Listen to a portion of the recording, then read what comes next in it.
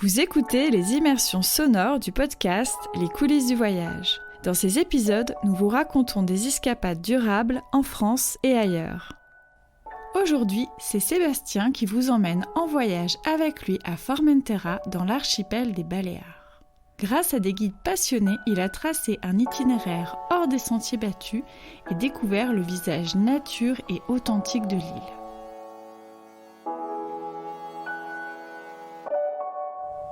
Ça y est, j'aperçois Formentera, je suis sur le ferry qui va me mener jusqu'à l'île pour un séjour nature et culture d'une semaine sur la plus petite île des Baléares. D'ailleurs, c'est le seul moyen de la rejoindre, il n'y a pas d'aéroport sur l'île et c'est tant mieux.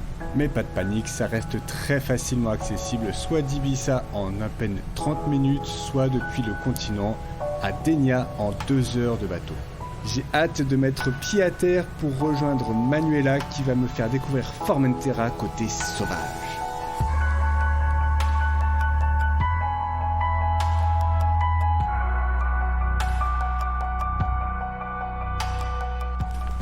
Bonjour Manuela, merci de m'accueillir.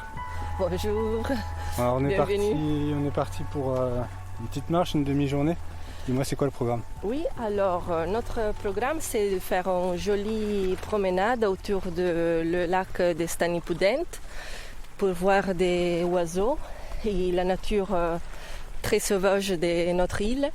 Et après, on se dirige à la zone de l'autre lac salé, plutôt pêcheur, les Stani des Pêches, pour finir dans l'immensité de la mer, dans un côté très peu trafiqué pour le tourisme. Et j'espère que vous pouvez profiter bien aussi d'un joli bain avec moi. Allez, on va se baigner, parce qu'il faut dire quand même qu'on a une superbe météo. J'ai amené aussi des masques pour vous. Ah, j'hésite à le prendre, parce que j'en ai un aussi. Je sais pas s'il l'a amené dans son valise, donc on va aller dans une piscine que je l'appelle la piscine de la sirène avec ma fille. Piscine naturelle. Wow. Ouais. Trop bien. Nous commençons donc notre marche le long d'un vaste étang qui est une zone de salines et également un espace très intéressant pour l'observation des oiseaux comme me l'explique Manuela. Ah, on a des aigles de mer qui sont magnifiques. Tu les as déjà vus pêcher ? Oui, ils sont magnifiques. C'est vraiment spectaculaire. C'est le balbuzard pêcheur, c'est ça ? Peut-être ? Ah oui, on a bien sûr. Et on a des flamants rosés. Oui. Qui sont peut-être les stars de l'Étagne parce que des fois sont vraiment beaucoup, que ça reste tous dans une zone et sont aussi poétiques à les voir. Ouais, et puis je sais pas si tu as déjà eu l'occasion de les voir, mais quand ils font leur parade nuptiale, ils déplacent tous en groupe de manière très synchronisée. C'est vraiment un ballet à voir magnifique. Moi je trouve que le grand patrimoine de Formentera, c'est son nature sauvage, authentique et un petit peu extrême, eu à les conditions climatiques d'une île sans eau. Il y a plein soleil. J'imagine que la vie ici ne devait pas être très facile il y a quelques temps de ça. Ah bah oui, moi je crois aussi qu'on est très fortuné d'être ici maintenant parce que dans l'époque médiévale, il doit être très compliqué entre le manque d'eau et la difficulté à rester comme population fixe pour les attaques des corsaires. C'était pas non plus un cadeau de vivre à Formentera.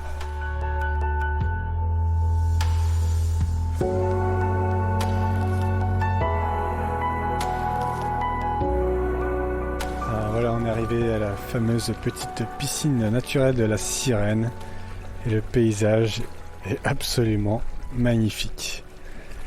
Tout ce qu'on peut imaginer du paysage rêvé, donc l'eau turquoise. En fond, on voit Ibiza avec la côte rocheuse découpée et des formations calcaires rocheuses acérées, mais qui en même temps donnent vraiment envie de se baigner. Alors moi, j'y vais tout de suite. Ce à quoi je ne m'attendais pas, ce sont les fonds marins avec une zone très poissonneuse. Les fonds rocheux sont magnifiques et présagent de découvertes sous-marines incroyables, mais ça, ce sera pour plus tard. Après ce moment délicieux et rafraîchissant, nous allons nous restaurer et découvrir les spécialités locales avant d'aller vers un aspect plus patrimonial de l'île. J'en profite pour en savoir un peu plus sur les activités de guide de Manuela et sa structure Formentera Wild.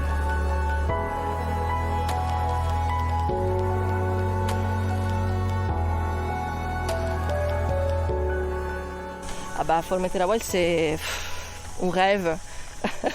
Oui, un rêve que des fois se transforme dans la réalité parce que c'est l'imaginaire d'amener la gens à connaître l'île dans son patrimoine, dans son calme paradisiaque et de la faire connaître vraiment. C'est un peu l'autre face de Formentera, la face moins glamour, moins beach club, la face nature, tourisme actif et sportif, curieuse, d'aller jusqu'un petit peu plus loin, où va tout le monde pour découvrir des endroits nouveaux et sans trop de monde, pouvoir profiter intégralement, sauvagement aussi. C'est wild. Ouais, sauvagement. Ouais. On va faire du Formentera sauvage. Moi je pense que je suis tombé sur la bonne personne pour me faire découvrir l'île parce que c'est exactement la philosophie qu'on a dans tous nos voyages. Donc merci. Merci à vous. Et donc là on se dirige vers une tour. Qu'est-ce que c'est comme tour? C'est la tour des spies des Catalans, une des 4 tours de vigilance qui s'est édifiée dans le siècle XVIIIe pour protéger les côtes de l'île de l'invasion corsaire.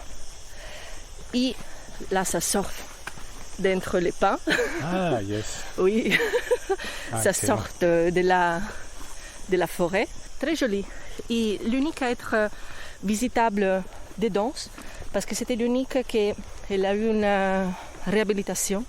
Merci à l'architecte Maria Castelló, originaire de l'île, et qu'on va rencontrer directement à la tour. Quelle chance. Oui, c'est un luxe total. Podéis ver que la intervención fue de microcirugía. Je ne pouvais pas tomber sur un meilleur interlocuteur puisqu'il a œuvré largement à la réhabilitation de cette tour. Et puis surtout, c'est un passionné qui m'a expliqué vraiment dans le moindre détail le pourquoi du comment de ces tours, leur fabrication et leur utilisation.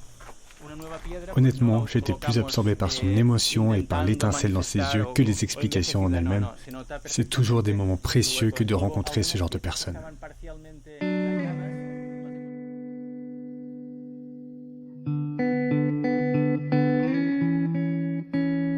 Je poursuis mon exploration de l'île.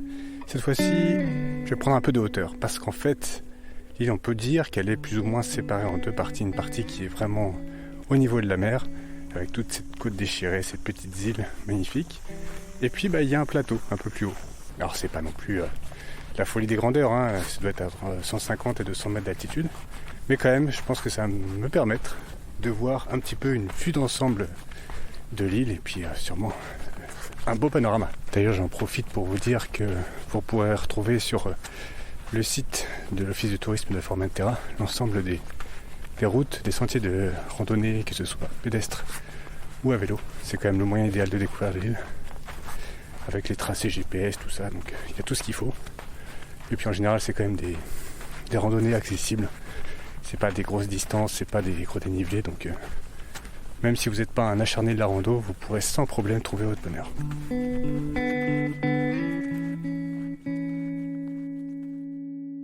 Voilà, je suis arrivé devant le fameux point de vue et franchement mon intuition ne m'a pas trompé, c'est absolument sublime. Et puis ça me permet de voir un petit peu la forme de l'île qui est vraiment très étrange. C'est comme si elle avait été étirée aux 4 coins avec une languette au milieu assez raccourcie. Et puis au fond, on voit Ibiza, plus vers le nord de l'île. D'ailleurs, ce nom de Formentera m'a quand même pas mal intrigué, donc je me suis renseigné. Et ça viendrait, alors c'est une théorie, du nom du froment, le blé, en fait, la farine. Parce qu'il y avait des moulins à vent ici, d'ailleurs que je vais essayer d'explorer, et qui aurait donné son nom à l'île, tout simplement. Maintenant que je suis en haut du plateau de la Mola, je vais aller le découvrir d'une autre façon. En vélo, je pense que c'est le moyen idéal. Et je serai accompagné par Manuela, qui connaît comme sa poche cette partie de l'île, puisqu'elle y habite depuis plus de 10 ans.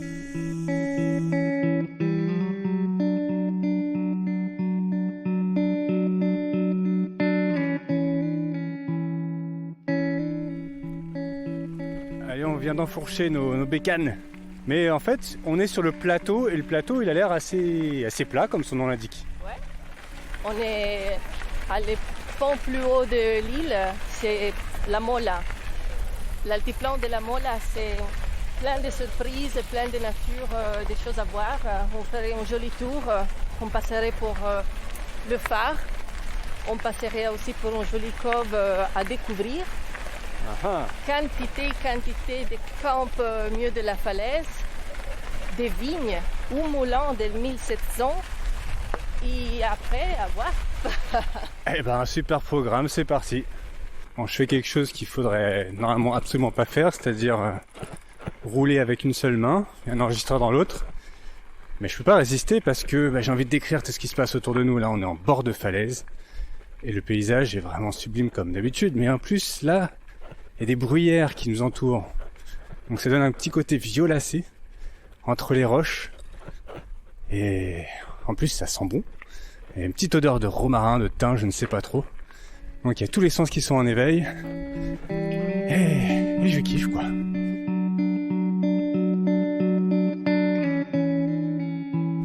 Alors là, Manuela m'a fait descendre par un endroit absolument improbable.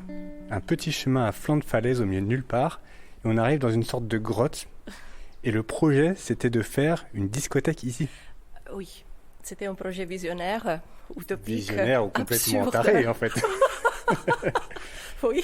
Parce que pour vous situer, en fait, on a une grotte là, et en face, c'est le vide. Donc, Magnifique vide. c'est magnifique, c'est absolument splendide. Mais moi, j'imagine quand même les personnes qui sortent de la discothèque. Ah elles vont tomber de bas. Oui. Donc on se dit, heureusement qu'ils l'ont pas fait. Mais non, c'est incroyable parce que c'est qui peut imaginer de faire quelque chose de similaire dans une cove que maintenant je t'amène pour voir la vue. Attends, mais c'est quoi ces oiseaux là? Ah là ils sont ici à la Mola, on a plein de qualités d'oiseaux. On a tous les types d'oiseaux dédiés à la Méditerranée. Là, je crois que c'est un falque, clairement. Et je pense que c'est même des faucons pèlerins. Ah là, l'experte, c'est toi. Incroyable. C'est un couple. Ah oui, et puis à flanc de falaise comme ça, il y a de fortes chances. Je vois qu'ils sont un peu grisés en dessous, rayés. On est une époque, je crois pas ils qu'on sont est tout une époque proches. de nidification, mais là, c'est une zone de sensibilité pour les oiseaux. En fait, ils sont protégés. Je suis quasiment sûr, c'est des faucons pèlerins, je vois la tête et tout. Non mais je m'attendais pas à ça, c'est incroyable. Tu sais que en fait c'est vraiment rare comme oiseau et c'est exceptionnel de les voir ici en plus en bord de mer. En promenant sur cette falaise, que c'est qu'est-ce que je fais très souvent, je suis toujours accompagnée pour... Ouais, tu crânes quoi, hein. Ouais, moi c'est normal, je les vois tous les jours, qu'est-ce qu'il y a, tranquille.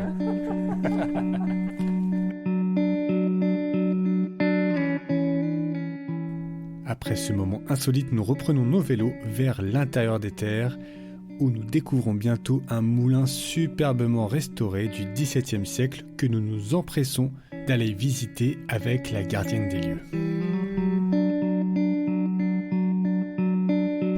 On est en haut du moulin, à l'intérieur, et on est devant la pierre de Meule, et elle fait juste 800 kilos.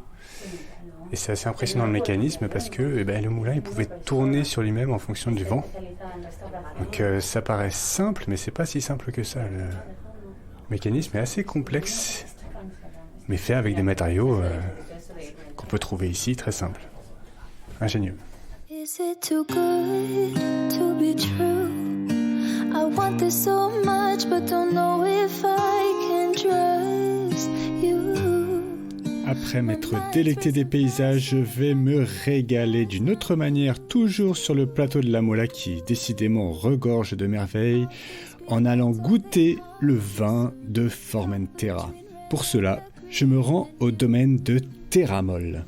I'm stuck in the Second and fourth week, we do the red grapes here, and then the first week of September, we do the Moscatel. And we leave the Moscatel a bit longer to make it sweeter and ripen more. Nous commençons par une belle balade au milieu des vignes dans un superbe domaine en découvrant les différents cépages de l'île, les spécificités du terroir avant de goûter. Bien, je déguste mon premier verre. Un petit verre vin blanc sympathique, légèrement acide mais pas trop, et qui a la couleur de Formentera. Une couleur jaune, pâle, assez transparente et translucide. Oh, je sens clairement la banane. I can smell banana. Yeah, yes. It's very, for me, the banana is very, Perfect. very, very strong banana. J'en profite pour parler un petit peu avec mon hôte qui s'est installé sur l'île il y a une quinzaine d'années. C'est toujours intéressant de savoir pourquoi des gens sont tombés amoureux d'un endroit au point de tout quitter pour changer de vie. J'adore l'île parce que chaque mois, c'est un peu, l'ambiance est un peu différente. Ah oui. Donc, je dis à mes fils, mes children, j'aime Arabril. Oh, j'aime, non, je préfère Juin. Ah non, roulez, mais. Pour bien. moi, chaque mois, Chaque mois, c'est l'avantage. il y a autre chose qui m'écarte. Ah, génial. You never tell me that I owe you. Don't you need to refuel? The safety when I hold you. Il est temps pour moi de quitter le plateau de la Mola et de me tourner un peu plus vers un élément qui est omniprésent, évident à Formentera, c'est la mer. Je n'en ai pas parlé jusqu'ici parce que je voulais un peu sortir des clichés, mais pour autant il serait complètement idiot de ne pas aller profiter de cette merveille qu'est la Méditerranée autour des Baléares. À commencer par les fonds marins, j'ai une chance extraordinaire, je vais aller plonger dans un endroit qui est a priori l'un des plus beaux spots de plongée de Méditerranée. Thought they coming too soon. Caught between red and the green and you. Allez, c'est l'heure du briefing pour la plongée sous-marine. Bon, il y a toujours un petit peu de stress, mais je suis prêt. Yo, ok. Tu compensa, nos sentamos en el fondo, sigue compensando y luego... Ok. Après le briefing, direction le bateau où nous embarquons pour quelques minutes seulement de navigation avant d'aller plonger dans l'eau encore délicieusement douce à cette période de l'année en fin septembre. Et là, je découvre des fonds marins absolument sublimes. Devant moi se dessine une arche en roche naturelle de toute beauté. Je passe en dessous tranquillement, me laissant porter par le courant. Mais ce n'est pas tout. Je découvre une faune absolument extraordinaire. Je ne m'attendais pas du tout à voir une telle variété. Une murène, une pieuvre, un mérou, des poissons multicolores dans tous les sens. Une plongée absolument fantastique.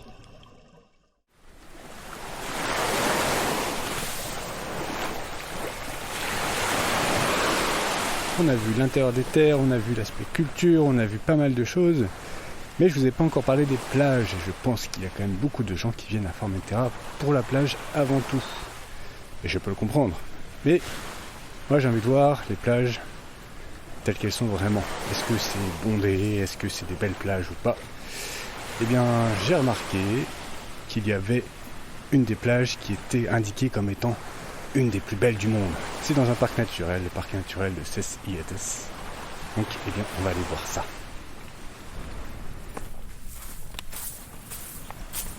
Au début, bon, on arrive quand même sur un gros parking, il faut le dire. Et il y a du monde. Hein. On est fin septembre, il y a quand même pas mal de monde, alors qu'on est quasiment au coucher du soleil. Mais le cadre, pour l'instant, est vraiment magnifique. Il n'y a pas de construction presque, juste un restaurant. Et là, je m'enfonce sur une langue de sable qui va faire au moins 2 km de long. Et donc mon intuition me dit que plus je vais m'avancer, et moins il y aura de monde, et plus ce sera sauvage et magnifique. Et comme on pouvait s'y attendre, effectivement, à la première plage, il y a pas mal de monde. Un peu de musique, quelques drones, alors que c'est interdit. Les bruits de bateaux, bon, c'est un petit peu bruyant. Mais là, deuxième plage, déjà beaucoup moins de monde. Et puis je continue. Et là, quasiment plus personne. Le calme, très peu de bateaux. Et là, on arrive sur une plage vraiment nature, comme je les aime. Juste le bruit des vagues. Le bruit des pieds qui vont dans le sable fin. Le bonheur.